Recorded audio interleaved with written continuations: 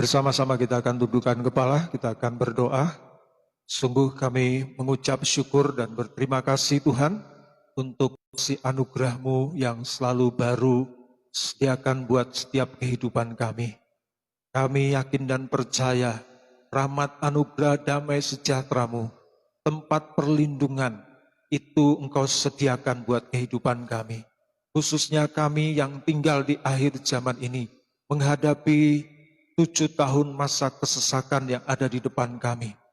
Tuhan tawarkan tempat perlindungan.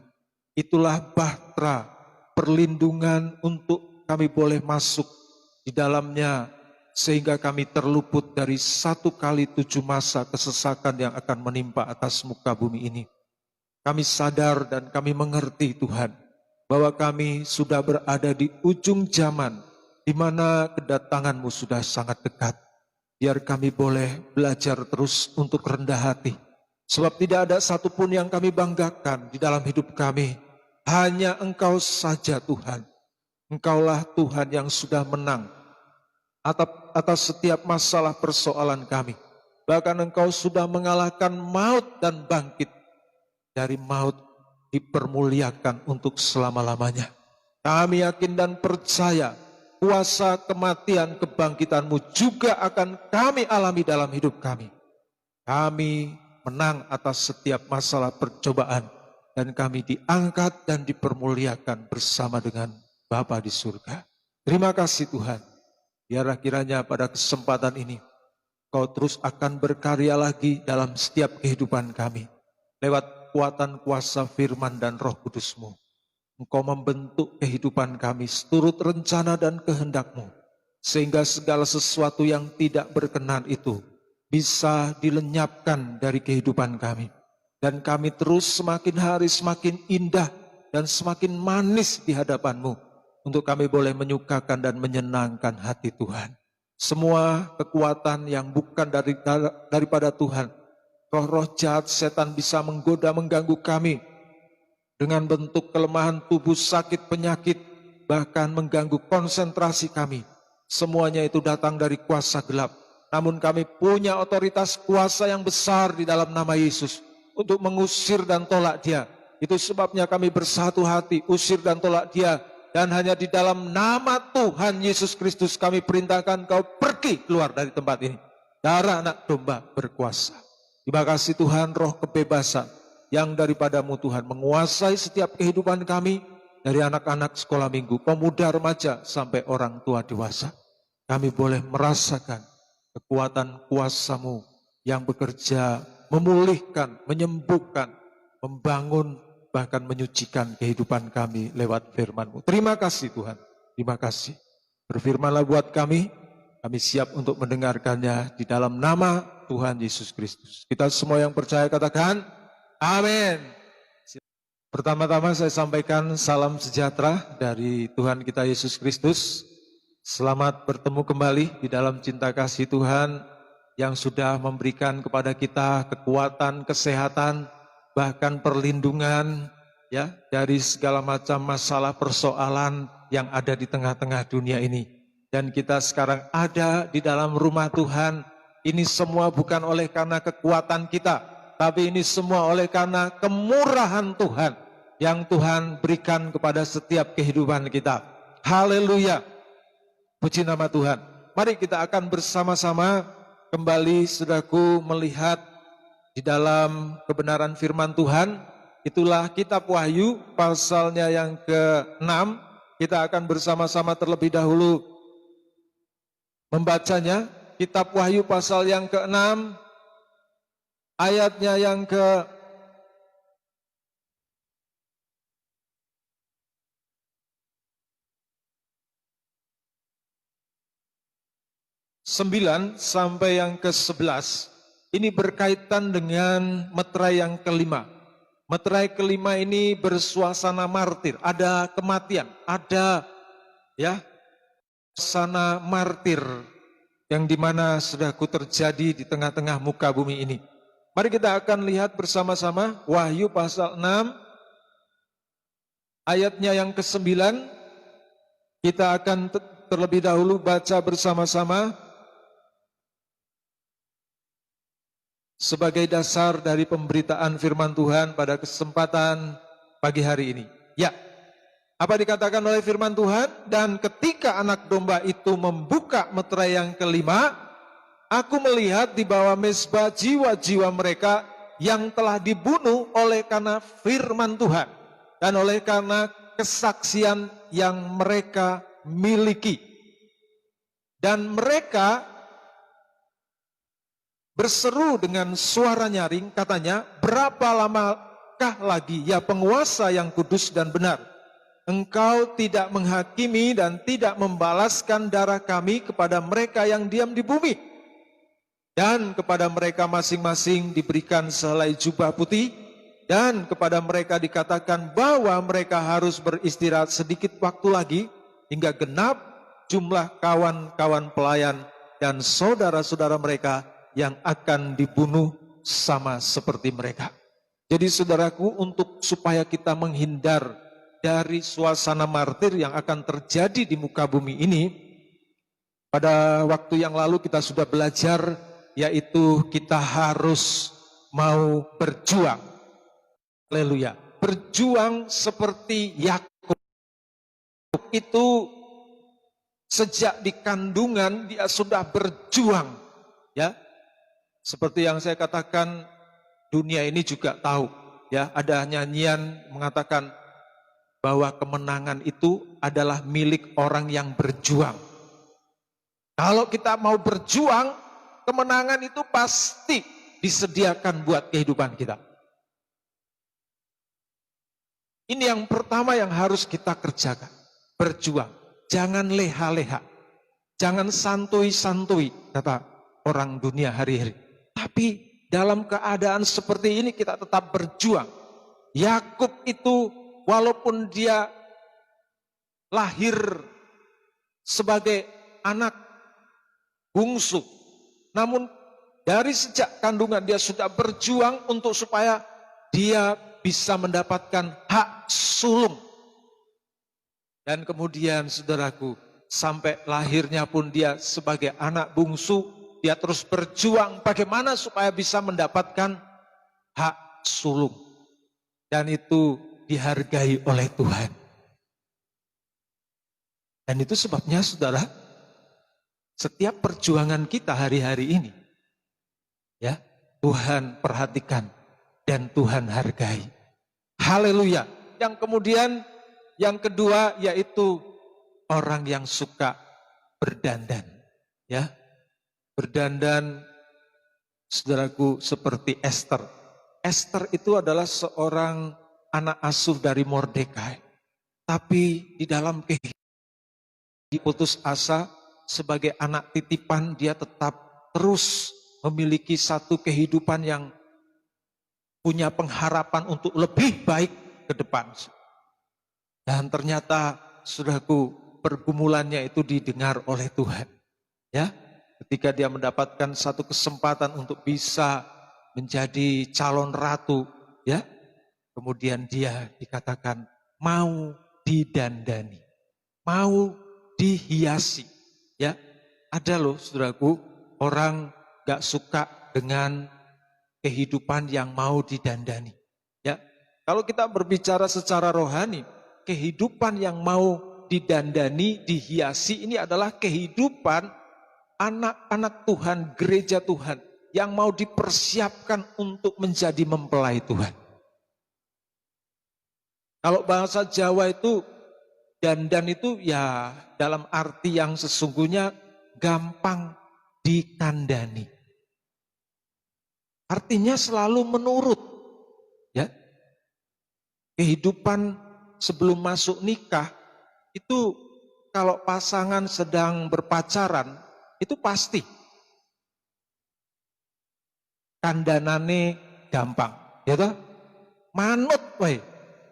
Itu sebabnya saudaraku, ini juga yang menjadi satu yang Tuhan mau kita, anak-anak Tuhan, gereja Tuhan di akhir zaman ini, untuk supaya kita bisa mudah dikasih tahu sama Tuhan. Amin. Apalagi kalau kita mau dipersiapkan bagi Tuhan sebagai mempelai sorga kita. Haleluya. Puji nama Tuhan. Nah, saudara yang dikasihi Tuhan, kemarin kita sudah mendengarkan bagaimana sikap daripada kehidupan Yakub yang mau berjuang untuk mendapatkan hak sulung. Hak sulung itu nanti jadinya menjadi mempelai Tuhan. Dan kemudian saudaraku, Esther ini gambaran daripada nanti kehidupan yang dijadikan mempelai Tuhan juga. Amin. Sulung itu berarti orang-orang yang pertama sebelum kedatangan Tuhan itu diangkat alias ikut rapture. Itulah yang disebut sulung. Jadi untuk menjadi kehidupan yang mau menjadi sulung di hadapan Tuhan ini ya harus berjuang seperti Yakub. Supaya kita menjadi orang-orang yang mendapatkan kasih daripada Tuhan. Yaitu dikatakan, Yakub kukasihi, Esau kubenci. Puji nama Tuhan. Haleluya. Puji nama Tuhan. Mari kita akan bersama-sama lanjutkan saudaraku penjelasan tentang Esther. Esther ini dikatakan kita kemarin sudah mendengar bahwa hiasan Tuhan itu juga bagaikan perlengkapan rohani yang diberikan kepada kita. Ya, ada ketopong keselamatan, ada ikat pinggang kebenaran. Ya, ada 12 kurang lebih perlengkapan yang disediakan Tuhan untuk kehidupan gerejanya, seperti yang disampaikan oleh Rasul Paulus. Nah, pada kesempatan ini, saudaraku, siapa di balik pekerjaan Tuhan yang memperlengkapi orang-orang kudus ini? Ini yang kita mau pelajari. Sebab seperti dikatakan bahwa Esther itu juga ada orang-orang yang dipilih oleh raja untuk menghiasi supaya Esther ini dipersiapkan menjadi sosok ratu yang nanti akan menghadap daripada Raja Ahasuerus. Nah, sekarang saudaraku, siapa di balik semua perlengkapan rohani yang diberikan kepada gereja Tuhan di hari-hari ini? Ini yang kita mau pelajari bersama-sama melalui ibadah kita pada pagi hari. Dan saya mau katakan kepada kita, di balik semua karya Tuhan yang diberikan kepada kita, dikatakan memiliki ketopong keselamatan, baju jirah, dan juga berkasutkan kerelaan untuk memberitakan Injil, ikat pinggang kebenaran. Itu adalah tidak lain karya daripada Roh Kudus yang dinyatakan bagi kehidupan kita hari-hari ini. Itu sebabnya saudaraku, Roh Kudus di hari-hari ini tidak hanya biasa-biasa saja bekerja, tapi seperti yang dinubuatkan oleh nabi-nabi, bahwa Tuhan akan mencurahkan kekuatan kuasa Roh Kudus itu 2 kali lipat. Hujan awal dan hujan akhir bersama-sama dicurahkan. Untuk apa? Untuk supaya gereja Tuhan benar-benar diperlengkapi dengan perlengkapan rohani.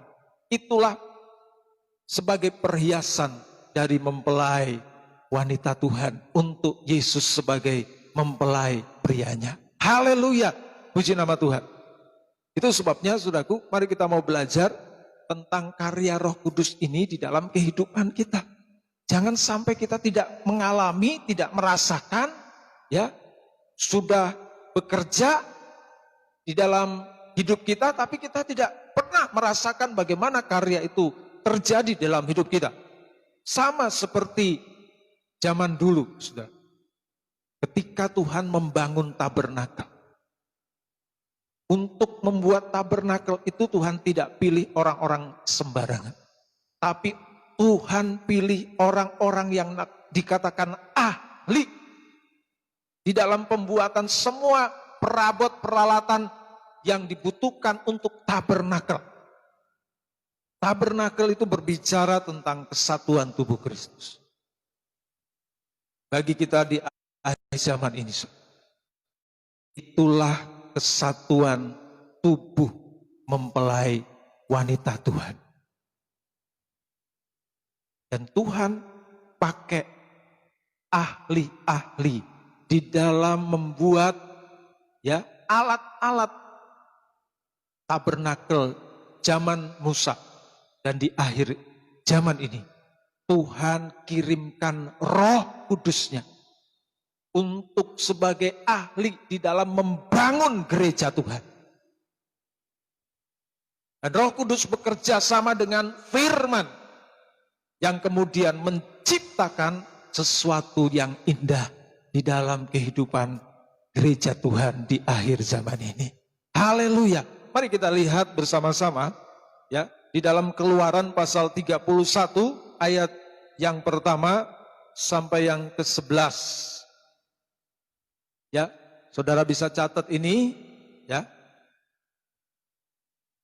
Namun kita loncat masuk ke Keluaran pasal yang ke-35 ayat 30 sampai yang ke-34. Kita akan baca yang ini, Keluaran 35 ayat 30 sampai yang ke-34. Keluaran 35. Mari silahkan dibaca. Berkatalah Musa kepada orang Israel, Ya, lihatlah, Tuhan telah menunjuk Bezalel bin Uri bin Hur dari suku Yehuda. ya, Tuhan sudah menunjuk. Jadi inilah saudaraku pekerjaan daripada Tuhan untuk pembangunan tabernakel. Tuhan sendiri yang menunjuk. Ya, itulah yang bernama Bezalel bin Uri bin Hur dari suku Yehuda. Terus Dan telah memenuhinya dengan roh Allah. perhatikan, telah memenuhinya dengan roh Tuhan. Jadi orang yang memperlengkapi gereja Tuhan di akhir zaman ini, itulah orang-orang yang sebetulnya ada di dalam kuasa pengaruh Roh Kudus yang dituangkan atas muka bumi ini. Haleluya. Terus Dengan keahlian dengan demikian dia dibuat ahli, pintar, ya, lihai. Terus kan? pengertian dan pengetahuan Pengertian dan pengetahuan dalam segala macam pekerjaan. dalam segala macam pekerjaan Tuhan. Haleluya. Jadi ini betul-betul roh itu menguasai dia sehingga membuat dia ahli, membuat dia ngerti, membuat dia tahu di dalam segala apa yang Tuhan mau kerjakan bagi gereja Tuhan. Itulah kekuatan Roh Kudus. Amin, saudara. Teruskan. Yakni untuk membuat berbagai rancangan supaya dikerjakan dari emas. Untuk membuat berbagai rancangan. Ya, itu sebabnya perlengkapan itu berbicara soal rohani. Bagaimana supaya kita punya 5 indera kita ini terjaga. Mata itu harus diarahkan kepada Tuhan. Jangan diarahkan kepada yang lain. Telinga itu juga harus dengar-dengaran kepada Tuhan.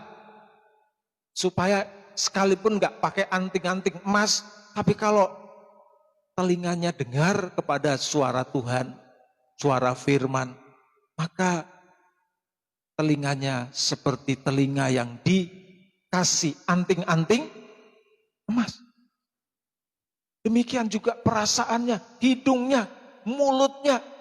Karena berbicara ketopong itu berbicara perlindungan untuk 5 indera. Dan keahlian di dalam Roh Kudus yang dituangkan bagi pekerja-pekerja Tuhan akan nanti memperlengkapi gereja Tuhan. Amin. Kalau kita diajarkan untuk selalu memandang kepada Tuhan, ya sudah, kita akan selalu ikut apa maunya Tuhan. Tapi kalau kita memandang kepada berkatnya, ya berkatnya itu selalu kita kejar-kejar terus. Dan kita tahu bahwa berkat Tuhan itu ya tidak jauh dari Tuhan. Berkatnya ada di tangannya. Namun kalau kita bukan pandang Tuhan, pandang berkat, maka ini bisa lari kemana-mana. Tetapi ketika kita pandang kepada Tuhan, maka berkat ini akan diberikan kepada orang yang memandang kepada Tuhan. Amin. Datang kepada Tuhan, jangan cari berkat, cari Tuhan. Berkatnya pasti kita terima. Amin. Haleluya. Jadi demikian keahlian-keahlian yang dimiliki oleh Bezalel ini. Terus supaya dikerjakan dari emas, perak, dan tembaga. iya, Untuk mengasah batu permata supaya ditata, untuk mengukir kayu, dan untuk bekerja dalam segala macam pekerjaan yang dirancang itu. iya. Dan Tuhan menanam dalam hatinya. Tuhan menanam di dalam hatinya. Apa? Dan dalam hati Aholiab bin Ahismak dari suku Dan. Bersama rekannya yaitu Aholiab dari suku Dan. Terus? Kepandaian untuk mengajar. Kepandaian untuk mengajar. Haleluya. Saudara, saya sudah katakan di dalam Bible Study, manusia itu di mana-mana selalu ditandai dengan banyak kekurangan. Tidak ada yang sempurna. Namun yang menyempurnakannya adalah Roh itu sendiri. Baik yang menyampaikan, yang mendengarkan itu semuanya serba tidak sempurna. Tetapi ketika ada Roh Kudus, maka dia yang akan menyempurnakan baik penyampaian si pemberita maupun juga yang mendengar jemaat Tuhan. Amin, saudara. Sehingga tidak ada seorang pun yang bermegah. Karena yang sempurna itu adalah Tuhan sendiri. Manusia kalau sudah menganggap dirinya hebat, baik, sempurna, sudah pasti dia tidak akan memerlukan Tuhan lagi. Dan cenderung untuk hidup sombong. Dan orang sombong pasti akan direndahkan oleh Tuhan. Puji nama Tuhan. Kita bersama-sama boleh belajar untuk mengakui kesempurnaan Tuhan dalam hidup kita. Supaya di dalam segala kelemahan kekurangan kita itu disempurnakan oleh Tuhan. Haleluya, puji nama Tuhan. Nah, saudara yang dikasih oleh Tuhan, itu sebabnya segala bentuk keahlian untuk membangun di dalam pekerjaan pembangunan tubuh Kristus, untuk menjadikan gereja Tuhan itu sebagai mempelai wanita Tuhan. Itu datang bukan dari pikiran manusia, tetapi itu datang dari Tuhan lewat kuasa Roh Kudusnya.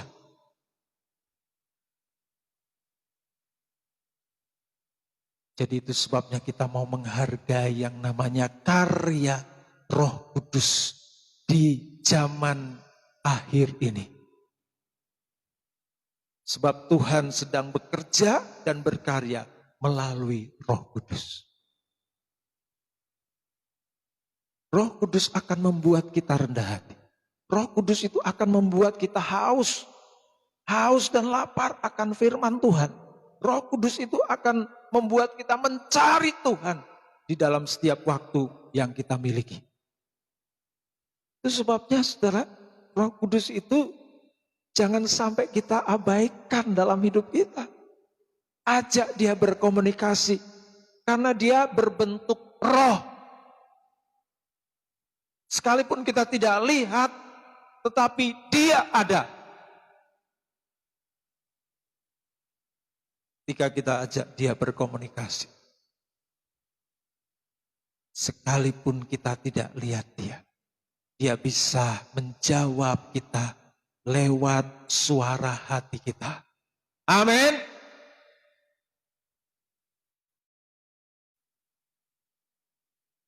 Itulah karya Tuhan yang luar biasa dalam hidup kita.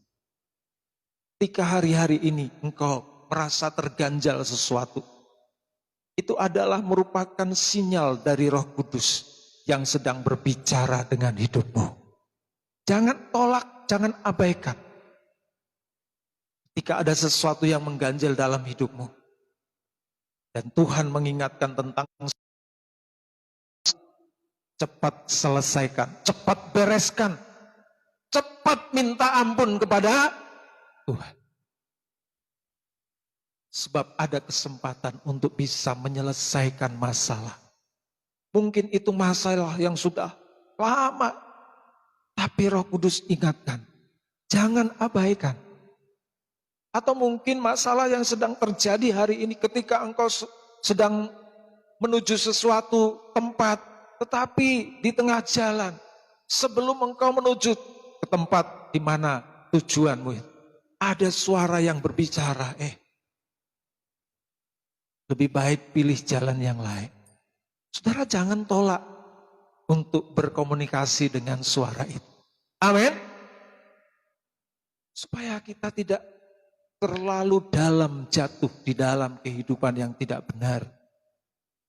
Karena Tuhan mau kita bisa mendapatkan karya dari Roh Kudus yang membangun hidup kita semakin indah, manis, dan mulia di hadapan Tuhan. Amin. Ahli. Yang namanya ahli kalau di dunia ini, ya sudah. Dia pasti jagonya di dalam segala pekerjaan. Ahli furniture, ahli bangunan. Maka dia akan bisa melakukan apa saja yang menyuruh dia. Demikian juga Tuhan. Kalau dia kasih Roh Kudus pada gerejanya dengan memakai dulu Besaliel dan Aholiab, maka Tuhan juga akan bisa melakukannya dengan sempurna buat kehidupan kita hari ini. Amin, saudaraku yang dikasihi oleh Tuhan. Nah, saudara, di akhir zaman ini, di dalam kitab Perjanjian Baru, itu ada 5 jabatan. Ya, yaitu rasul, nabi, penginjil, gembala, dan guru, pengajar. 5 ini dipakai oleh Tuhan. Rasul itu, ya kalau di jempol ini ya paling top. Ya saudaraku ya, itu adalah titisan muridnya daripada 12 murid Yesus. Nabi, ini pas ditelunjuk, suka nunjuk-nunjuk. Ya, memang kerjaannya Nabi itu negor-negor. Samuel itu negor Saul, nggak pantas. Ya, kamu nggak taat. Itu pekerjaan Nabi. Nah, penginjil ini pas paling tinggi. Memang kalau dia bekerja itu ya paling terkenal, gitu. Menginjil kemana-mana, akhirnya terkenal. Nah, pas jari tengah paling tinggi. Kemudian ada gembala, itulah jari manis. Memang gembala itu yang paling manis, wis. Lemah lembut, sabar, wis. Tapi jangan salah loh. Jari manis ini tempatnya apa? Nah, anteng-anteng tapi wow gitu saudaraku ya. Ya, itulah jari manis. Gembala. Kemudian ada, nah ini suka ngorek-ngorek loh, kita pakai korek-korek kuping, korek-korek macam-macam. Ini namanya pengajar. Digali terus supaya yang diajar itu mudeng, ya, ngerti. Harus ya. Ini dipakai oleh Tuhan untuk membangun gereja Tuhan. Amin. Ada suara nabi, ada suara rasul, ada suara nabi, ada suara penginjilan, ada suara gembala, ada suara pengajar. Jadi nggak boleh menolak. Harus kita terima. Amin. Efesus 4 ayat 11 sampai 13.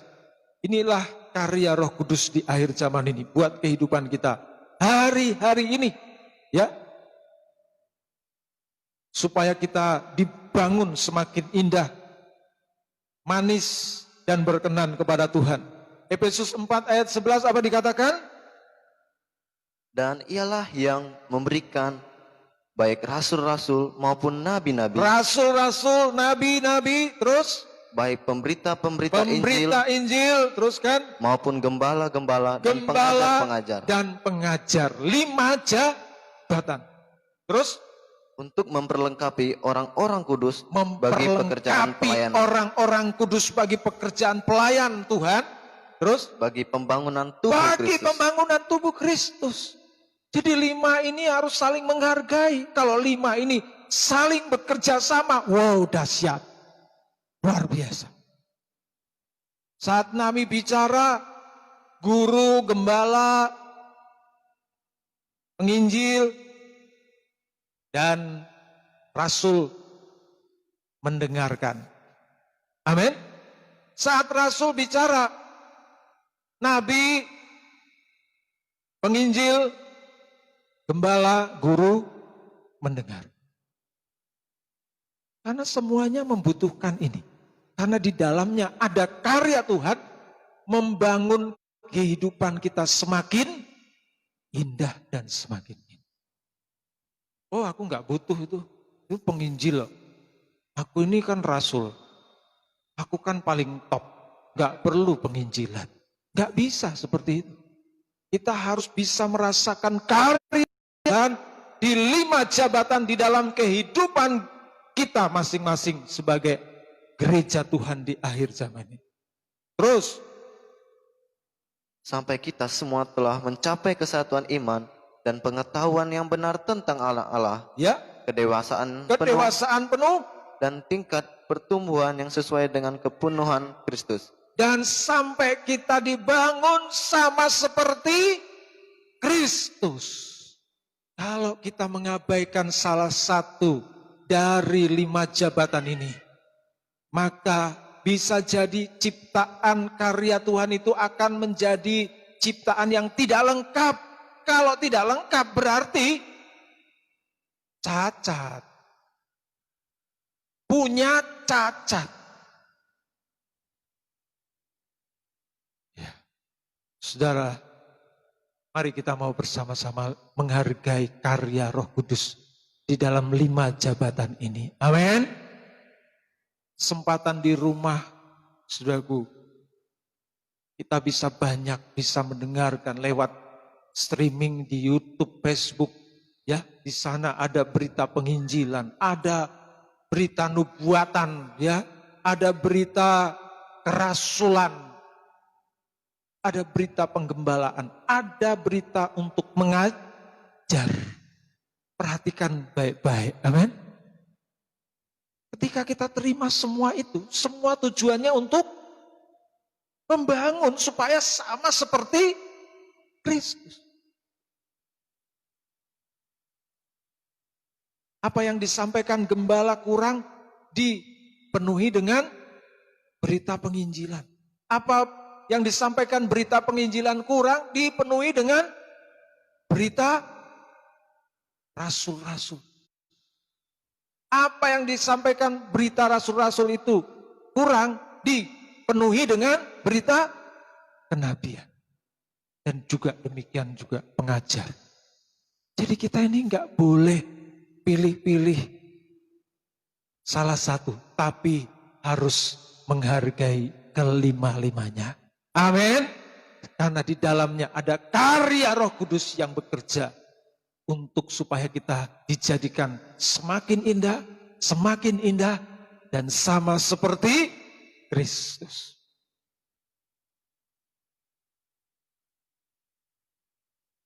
Ketika kita terima, maka sama dengan kita menerima karya Roh Kudus. Nah, hati-hati. Ketika kita menolak, nah ini bahaya. Karena akan justru membuat kita nanti mengalami cacat celah di dalam hal rohani. Ayo belajar.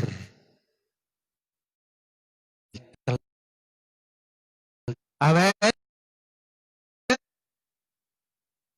Sebab nanti satu kali waktu kita tidak sadar, di dalamnya ada kuasa karya Tuhan yang mau memperbaiki kita. Kita tolak, kesempatan untuk diperbaiki itu akan hilang dari kehidupan kita. Dan ketika kesempatan itu hilang, maka kita nggak bisa mendapatkan lagi untuk kesempatan diperbaiki. Itu sebabnya Tuhan mengatakan, ya, supaya kita jangan menduka citakan Roh Kudus. Roh Kudus bisa berduka ketika kita menolak dan menolak setiap pembentukan Tuhan yang Tuhan kerjakan di dalam kehidupan kita. Dan ketika Roh Kudus berduka, maka yang terjadi adalah kerugian di dalam kehidupan kita sendiri. Gereja Tuhan yang mengalami cacat celah tidak akan bisa menjadi mempelai Tuhan, tidak akan bisa ikut rapture, tidak akan bisa masuk di dalam kesatuan pembangunan tubuh Kristus. Karena apa, saudara? Tidak sempurna. Masih ada yang kurang. Itu sebabnya mari kita mau bersama-sama perhatikan akan hal ini dengan baik-baik. Supaya jangan sampai kita terdapat kehidupan yang menduka citakan Roh Kudus. Saya yakin dan percaya hari-hari ini Roh Kudus 2 kali lipat itu dituangkan atas muka bumi ini supaya lebih memperjelas kebenaran itu diberikan kepada gereja Tuhan. Jangan sampai gereja Tuhan tidak mengerti. Kalau kita bisa dengan jelas mengerti kebenaran, maka itu harus kita terima dengan baik di dalam kehidupan kita. Haleluya. Mari kita lihat, saudaraku, Efesus yang ke-30 sampai yang ke-32. Ya, kita loncat ayatnya yang 30 sampai yang ke-32. Apa dikatakan oleh firman Tuhan? Karena kita adalah anggota tubuhnya. Ayat 30. 4 ayat 30. Dan janganlah kamu mendukakan Roh Kudus Allah.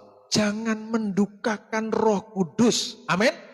Di atas 5 jabatan diterangkan, di bawah dijelaskan jangan mendukakan Roh Kudus.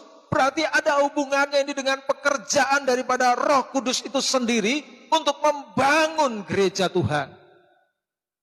Teruskan. Yang telah memateraikan kamu menjelang hari penyelamatan. Ya, saudaraku, apalagi hari-hari ini, saudaraku, kita ada di dalam suasana kondisi zaman akhir. Orang yang dimeteraikan, maksudnya kalau pasal yang ke-6 itu adalah orang-orang yang ikut rapture. Jadi Tuhan itu tahu kebutuhan gereja Tuhan akhir-akhir zaman ini. Dan itu sebabnya Dia tunjukkan ada 5 jabatan untuk menjadikan kamu bisa sama serupa dengan Kristus. Hargai itu. Ketika engkau hargai itu, maka engkau akan mencapai apa yang menjadi harapanmu. Itulah ikut rapture. Menjadi mempelai Tuhan. Hidup yang tidak bercacat bercela. Tuhan lanjutkan katakan, jangan menduka citakan Roh Kudus. Gereja Tuhan harus peka kepada suara Roh Kudus hari-hari ini. Khususnya berbicara tentang dosa. Karena Roh Kudus itu dikatakan akan menginsapkan dosa dan penghakiman. Gereja Tuhan yang siap menyelesaikan dosanya dan siap dihakimi hari-hari ini. Dia nggak perlu untuk masuk penghakiman Tuhan. Karena untuk apa lagi dia dihakimi kalau dia sudah mau dihakimi sekarang. Penghakimannya sudah selesai waktu dia hidup. Ketika di masa yang akan datang, dia justru nanti ikut bersama-sama dengan Tuhan menghakimi orang yang dihakimi. Itulah orang-orang yang bangkit pada kematian kedua. Kebangkitan kedua maksudnya. Puji nama Tuhan. Teruskan apa dikatakan oleh firman Tuhan?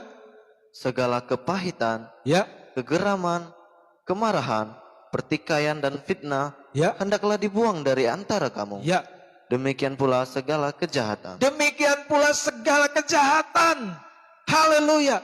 Itu sebabnya ini berita nabi, rasul, dan penginjil, gembala, dan juga guru. Ini jangan dijadikan satu kesempatan untuk kompetisi. Amin. Tapi jadikan itu sebagai alat untuk pembersih, cleaner dari segala dosa-dosa di dalam kehidupan kita. Tidak ada dosa yang tidak bisa dibereskan oleh Tuhan. Darah Yesus itu adalah darah yang suci, kudus. Ketika kita bisa menghargai akan kekuatan darah itu, dengan menyadari akan kekurangan kita, maka kita akan mendapatkan penyucian dari Tuhan atas hidup kita. Haleluya. Teruskan, lanjut. Tetapi hendaklah kamu ramah seorang terhadap yang lain. Ya, hendaklah kamu ramah seorang dengan yang lain. Artinya, saudara, baik 5 jabatan ini satu dengan yang lain saling kompak, amin. Juga yang mendengarkan juga satu dengan yang lain harus kompak dan ramah. Teruskan. Ya. Dan saling mengampuni. Amin. Haleluya. Sesama pengajar di 5 jabatan ini saling mengasihi. Yang mendengarkan juga saling mengasihi. Teruskan. Sebagaimana Allah di dalam Kristus telah mengampuni kamu. Iya. Sebagaimana Tuhan sudah mengampuni kita. Seringkali Tuhan sudah mengampuni, kita masih belum mengampuni. Masalahnya itu seperti itu, saudara. Sehingga kita tidak sadar bahwa pengampunan Tuhan itu akan terjadi ketika kita juga sudah mengampuni. Kita minta ampun sama Tuhan, Tuhan ampuni. Ya. Tapi ketika kita lihat orang yang bersalah kepada kita, bagaimana? Harus mengampuni supaya pengampunan itu terjadi dalam hidup kita. Inilah bagian tubuh Kristus. Jadi tubuh Kristus itu isinya kasih mesra, baik si pembicara nggak uring-uringan sendiri, ya, juga si pendengar juga sama-sama ramah, kasih mesra terjadi. Haleluya. Pemberitaan ini nggak akan mengambil atau mencuri kemuliaan Tuhan. Pasti dia akan arahkan kepada Tuhan. Makanya yang mendengarnya akhirnya bisa kasih mesra. Karena kasih mesra itu nggak datang dari manusia. Tapi datang. Dengan demikian nanti saudaraku, baik pembicara 5 jabatan maupun juga yang mendengarkannya sama-sama menjadi bagian di dalam tubuh Kristus yang sempurna. Amin. Ayo, saya tekankan kembali. Jangan menduka citakan Roh Kudus. Di dalam 5 jabatan yang Tuhan sudah tunjukkan. Terima itu. Firman kenabian. Firman penginjilan. Firman penggembalaan. Firman pengajaran. Sehingga kita menjadi satu bagian anggota tubuh yang sempurna. Tadi dikatakan. Menjadi sama seperti Kristus. Puji nama Tuhan. Ayat yang terakhir. Lukas 12 ayat 9 sampai yang ke-10. Lukas 12 ayat 9 sampai yang ke-10. Apa dikatakan? Oleh firman, Siapa menyangkal aku Ya. di depan manusia, ya, ia akan disangkal di depan malaikat-malaikat ia Allah. akan disangkal di hadapan malaikat Tuhan. Teruskan? Setiap orang yang mengatakan sesuatu melawan anak manusia, Ya, ia akan diampuni. ya. Teruskan? Tetapi barang siapa menghujat Roh Kudus, Tapi barang siapa menghujat Roh Kudus, ia tidak akan diampuni. tidak akan bisa diampuni. Itu sebabnya saudaraku, Roh Kudus ini dipakai oleh Tuhan di 5 jabatan untuk supaya gereja Tuhan benar-benar bersih, tidak bercacat, bercela. Itulah sasaran Tuhan bagi gerejanya di akhir zaman ini. Dan mari kita mau bersama-sama menghargai karya Roh Kudus itu di dalam kehidupan kita. Amin. Jangan abaikan sekecil apapun perintahnya di dalam hidup kita. Sebab ada hal yang akan dikerjakan Tuhan dalam hidup kita ketika kita meresponinya dengan baik. Semoga kita mengerti akan hal ini. Dan biar kita boleh menjadi gereja Tuhan yang sempurna dengan menghargai karya Roh Kudus di dalam 5 jabatan yang Tuhan tunjukkan bagi gerejanya di akhir zaman ini. Sekian, Tuhan Yesus memberkati Tuhanmu. Terima kasih Tuhan Yesus. Terima kasih. Segala puji syukur, hormat, sembah hanya bagimu kami persembahkan di dalam nama Tuhan Yesus Kristus. Haleluya. Amin.